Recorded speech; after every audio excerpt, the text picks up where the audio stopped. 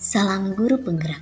Perkenalkan, saya Julita Polabati, calon guru penggerak Angkatan 11 Kabupaten Biak Numfor dari SMA YPPK Yosudarso Biak. Pada kesempatan kali ini, saya akan menyampaikan kesimpulan dan refleksi modul 1.1 tentang pemikiran Ki Hajar Dewantara.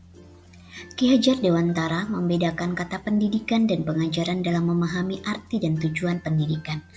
Pengajaran menurut Ki Hajar Dewantara merupakan proses pendidikan dalam memberi ilmu atau berfaedah untuk kecakapan hidup anak secara lahir dan batin. Sedangkan pendidikan memberi tuntunan terhadap segala kekuatan kodrat yang dimiliki anak agar ia mampu mencapai keselamatan dan kebahagiaan yang setinggi-tingginya baik sebagai seorang manusia maupun sebagai anggota masyarakat.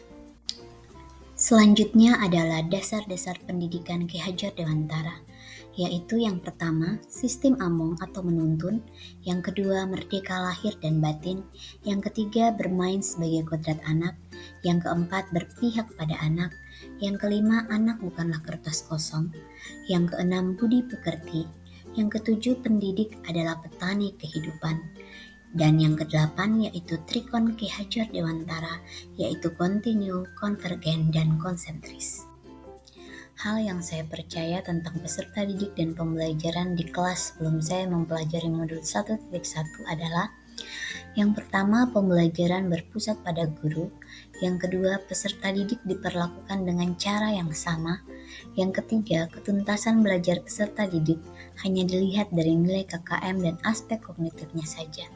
Dan yang keempat, mengutamakan ketuntasan penyampaian materi daripada memahami karakter peserta didik. Kemudian hal yang berubah dari pemikiran atau perilaku saya setelah mempelajari modul 1.1 adalah: yang pertama, pembelajaran lebih banyak melibatkan peserta didik. Yang kedua, peserta didik diperlakukan sesuai dengan karakteristiknya masing-masing. Yang ketiga, memberikan kesempatan dan menuntun peserta didik untuk tumbuh sesuai kodratnya. Yang keempat, pembelajaran dilakukan secara menyeluruh meliputi cipta, rasa, dan karsa. Yang kelima, menciptakan suasana pembelajaran yang menyenangkan. Dan yang keenam, guru harus tulus, ikhlas, dan penuh kesabaran dalam menuntun peserta didik. Selanjutnya, hal yang dapat segera saya terapkan lebih baik agar kelas saya mencerminkan pemikiran Ki Hajar Dewantara adalah: yang pertama, mengenali karakteristik dan kebutuhan peserta didik dalam belajar dengan menjalin komunikasi yang baik dengan peserta didik dan orang tua wali. Kemudian yang kedua, melibatkan peserta didik dalam kegiatan belajarnya melalui media pembelajaran yang bervariatif dan berbasis aktivitas. Yang ketiga, menggunakan model pembelajaran yang inovatif dan variatif sesuai dengan zamannya. Yang keempat, pembelajaran dilakukan tanpa paksaan. Dan yang kelima, pembelajaran memperhatikan beberapa aspek, yaitu aspek kognitif, psikomotorik, dan afektif.